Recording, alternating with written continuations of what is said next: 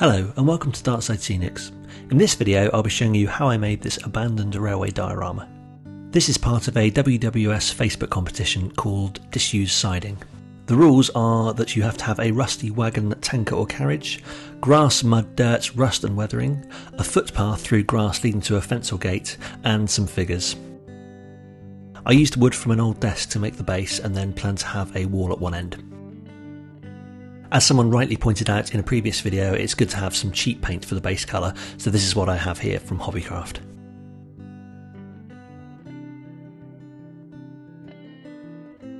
I removed the fish plates from this Hornby track in a rather clumsy way and then used a Dremel to cut it to size.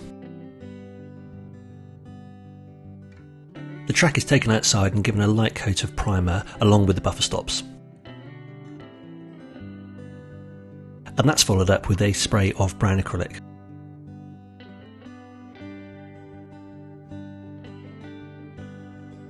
Due to the time limits, I'm using super glue here to glue the track in place.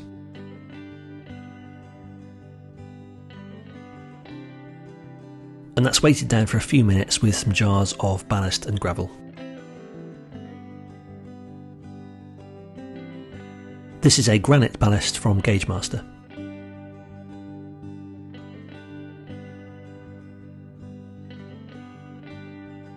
The entire base is sprayed with watered down washing up liquid ready for the earth texture. The earth texture is a mixture of Woodland Scenics fine turf and brown grout. And then the ballast and the earth texture is soaked with scenic cement.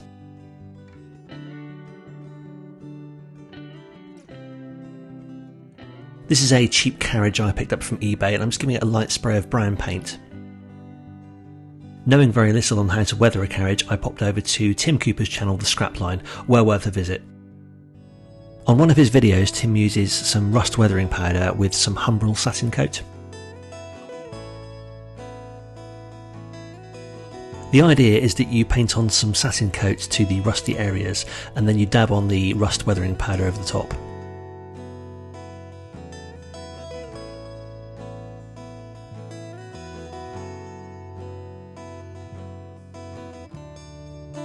I didn't have enough time to follow all of the steps in Tim's video, but I hope to revisit it at a later date.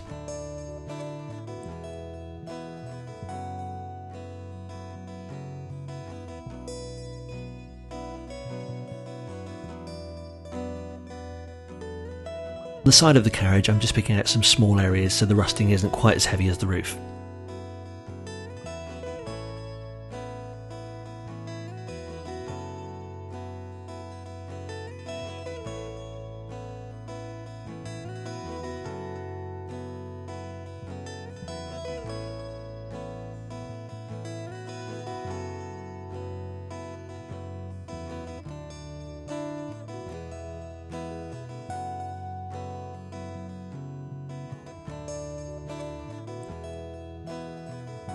To slightly tone down the overuse of the rust weathering powders, I'm using some thinners and then streaking the sides of the carriage.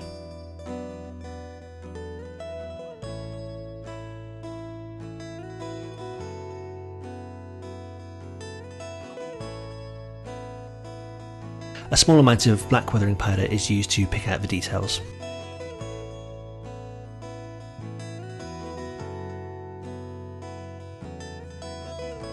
Now the track has dried, I'm painting on some Rust Tracks paint from Ammo.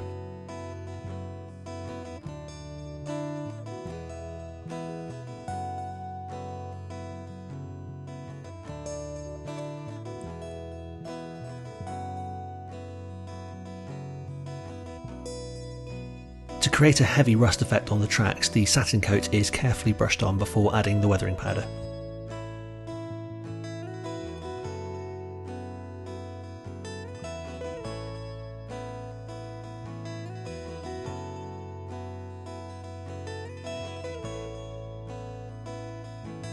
The black weathering powder creates a grimy look to the track, and this will be toned down slightly when I spray it with watered down washing up liquid and then scenic cement.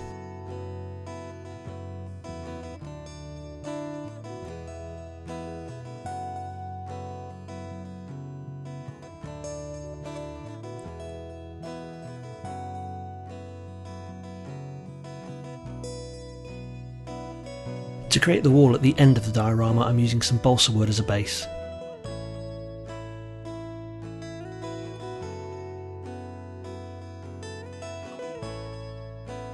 The Wills brick sheets are cut to size and then glued to the balsa wood.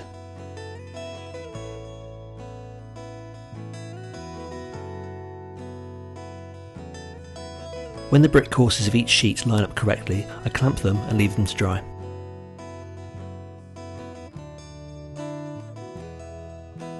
For the brick pointing, I've used Das clay in the past, and I know some people use a white wash.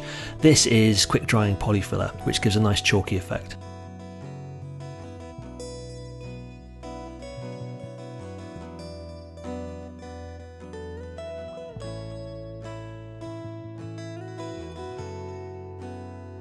Now the entire sheet is covered, I just use some water on my finger to remove the excess.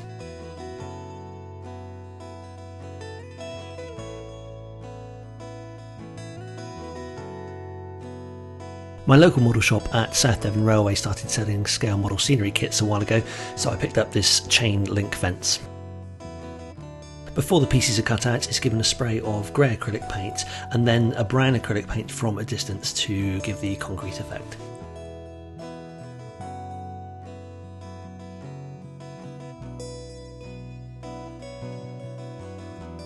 The instructions in the kit are very clear and give the measurements between each post.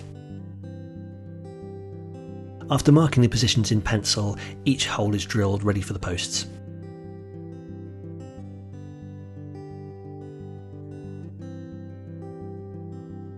All of the posts are in position to make sure they fit correctly, and then some Woodland Scenics scenic glue is used to hold them in place.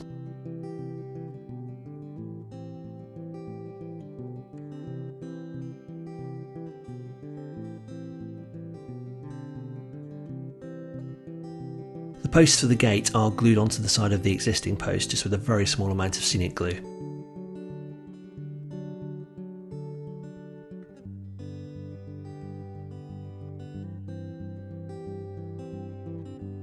The mesh is weighted down at either end, being very careful not to stretch it. To assist with cutting the mesh, parcel tape is stuck to one side. And when the pieces are measured, they are cut out with a scalpel.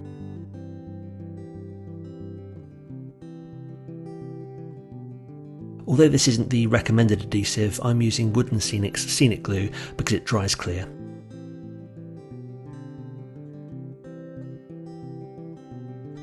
And the same process is used for the longer piece, which will run along the fencing.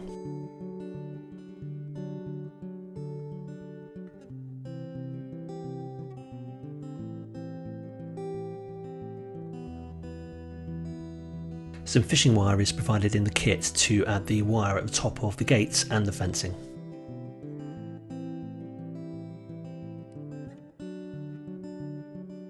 I'm using a very small amount of super glue and then holding it in place until it goes off. The excess is trimmed and then I move on to the fencing. A minimal amount of glue is applied with a cocktail stick and then it's very gently clamped in place.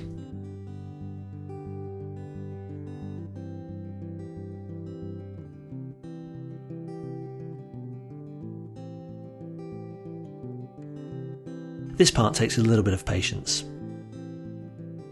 Each of the 3 wires is fed through the hole using tweezers and then glued at one end.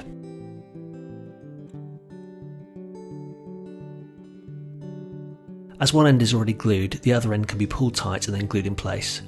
This superglue activator speeds up the process.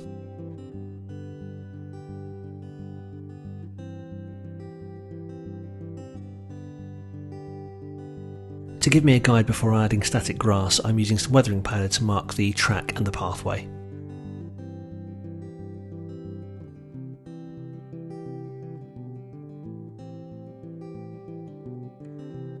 This is 1.5mm card to create a platform.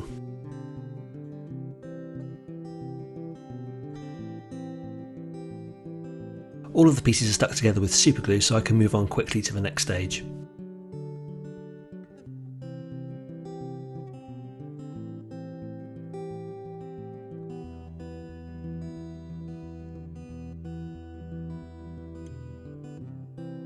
The entire platform is given a base coat of dark grey primer.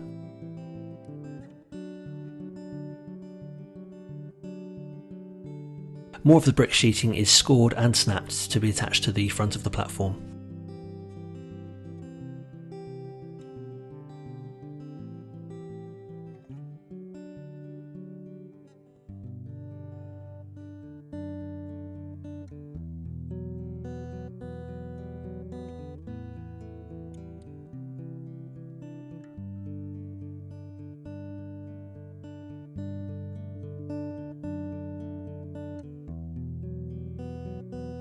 And as before, the quick drying filler is used as brick pointing.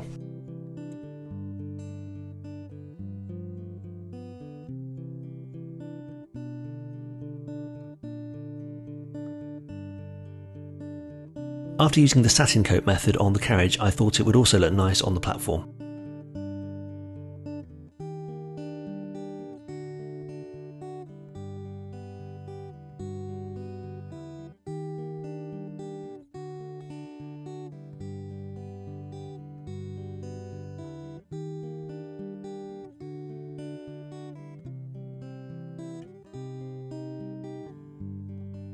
This was left to dry fully, and then some masking tape was added ready for the edge line.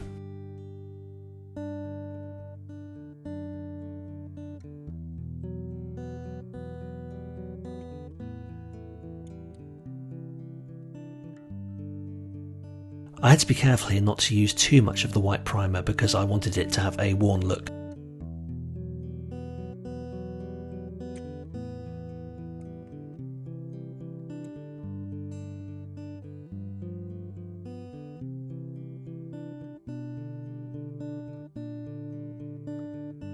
This is a GWR spear fencing kit from Ratio. I'm just giving it a quick spray of black primer.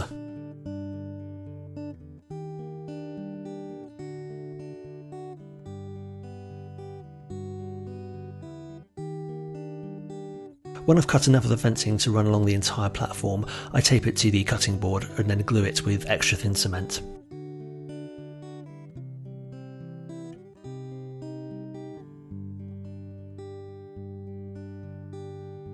Now the fence is one long piece, I can mark the positions and then create the holes using a small hand drill.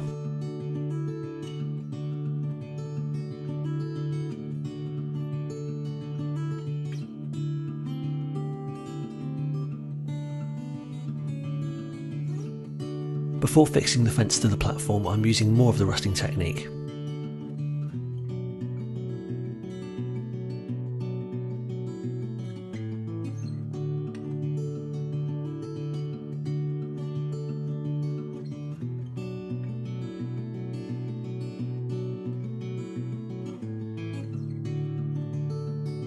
And then some thinners is used to tone down the effect of the rust.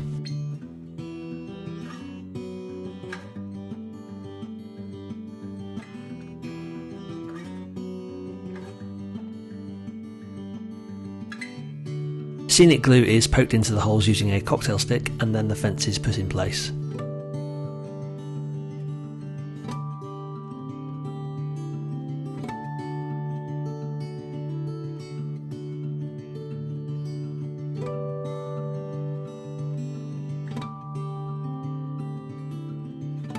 And to ensure the holes can't be seen, I'm sprinkling on a small amount of the weathering powder while the glue is still wet.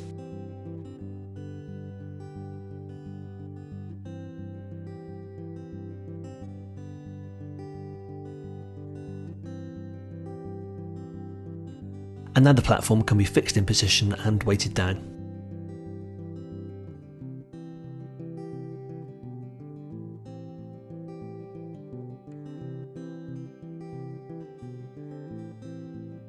And now moving back to the wall, I'm cutting out some guttering, some hoppers and also some capping.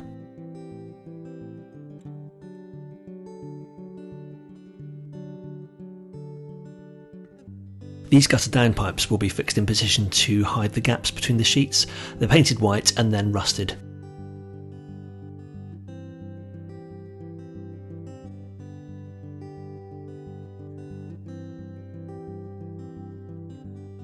Putting the wall to one side for a moment, I realised I needed a ladder of some sort for the wall at the end. These yard lamps from PECO are a nice simple kit. There are just a few pieces to put together before painting.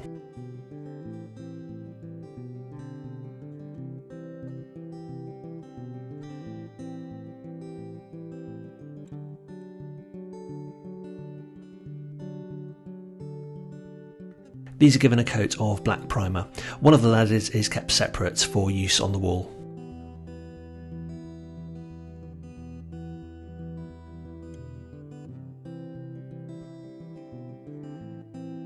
And as everything else is rusty on this diorama, these are given the same treatment.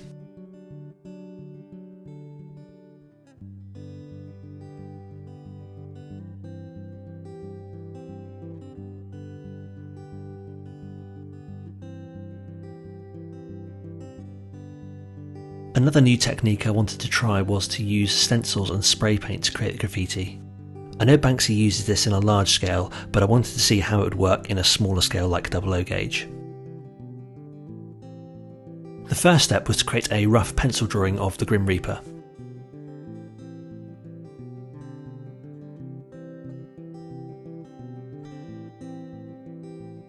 When I was happy with the outline, I cut around it with a scalpel. The plastic sheet was cut into 4 to create the replicas.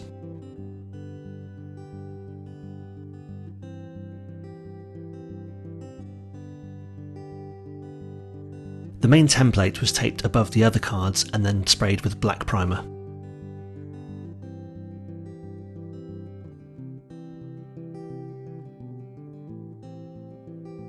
The first template would be used to create a white glow behind the Grim Reaper.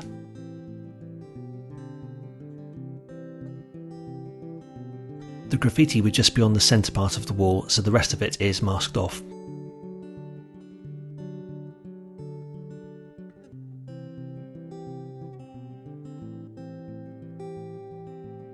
So the first layer is white primer.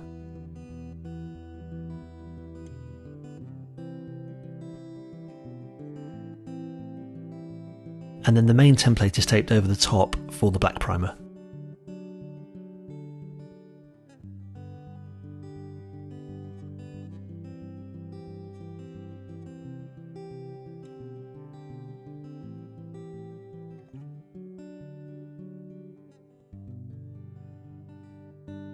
Adding detail at this scale was very difficult, but all I could do was add some grey paints for the blade of the scythe, and also a scroll for the Grim Reaper to hold.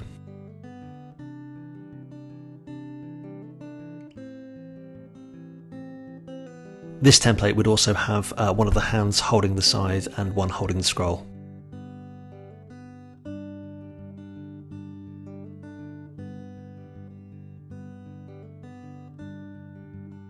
I thought the beaching report would be very apt for an abandoned railway diorama.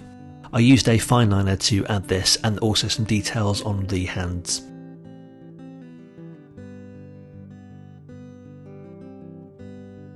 And finally some bright red paint showing the end of the line.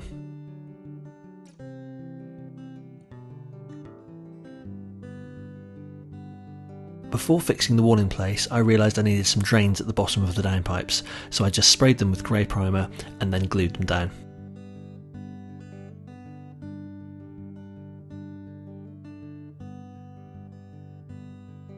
Once the wall is glued, it's clamped and then left overnight to dry.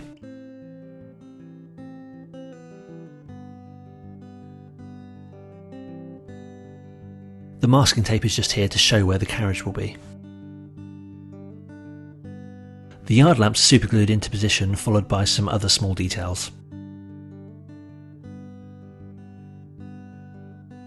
A rusty oil drum, and some pallets on the platform.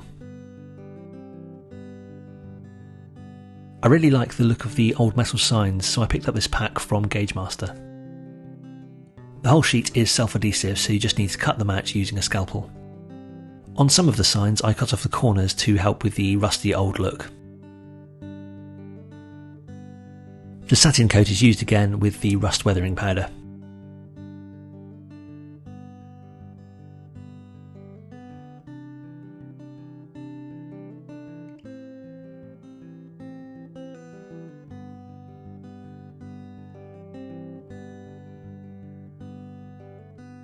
When I had a good selection made, I stuck them to the wall with scenic glue, completely forgetting they're self-adhesive.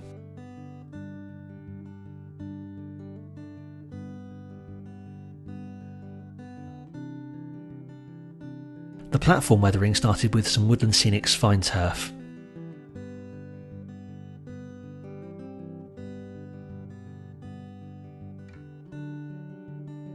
This is one of the most enjoyable parts for me, adding the static grass. This is WWS basing glue followed by 2mm dead static grass.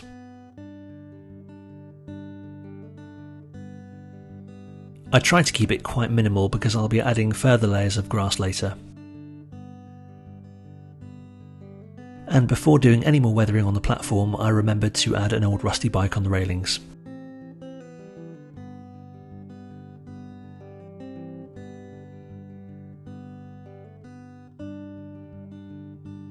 More basing glue was added here so we could have some grass growing between the tracks.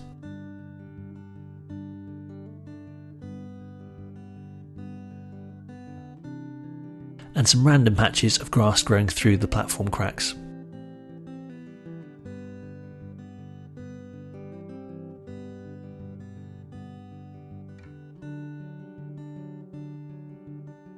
To add some variety and height to the grass, I'm using some layering spray, and then we'll be adding WWS 4mm patchy.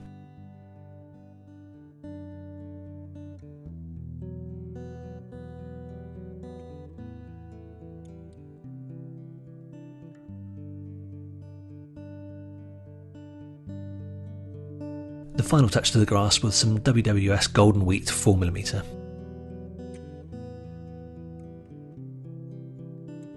The excess grass is vacuumed so I can move on to the next stage. A variety of weathering padders are added to the wall. This is Army Green from MIG.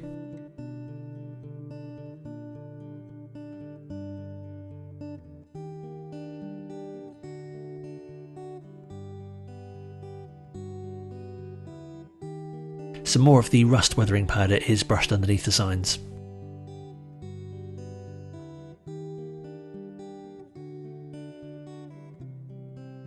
And finally a few patches of black weathering powder in random spaces.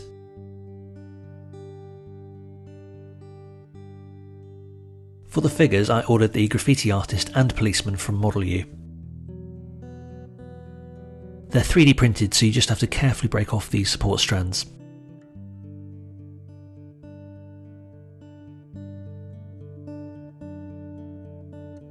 I didn't have a ready-made flesh colour, so I just mixed one up with the colours I had.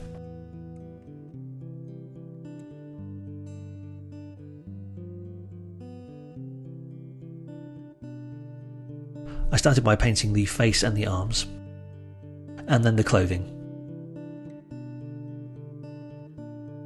When each layer is dried, a darker wash can be used to pick out the facial features. And also a very light dry brushing to pick out things like the denim jeans. This is the ladder I kept back from the yard lamp earlier to help the graffiti artist.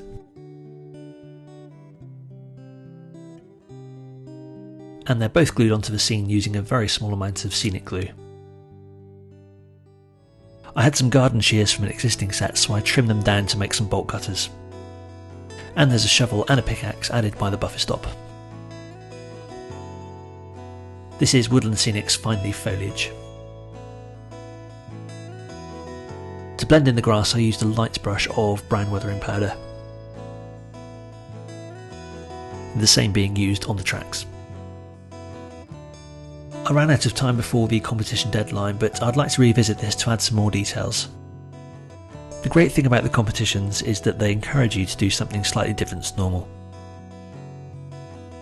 I used several new techniques here, and I'm hopeful that they'll improve the next time I do them, but that's all part of the model making process.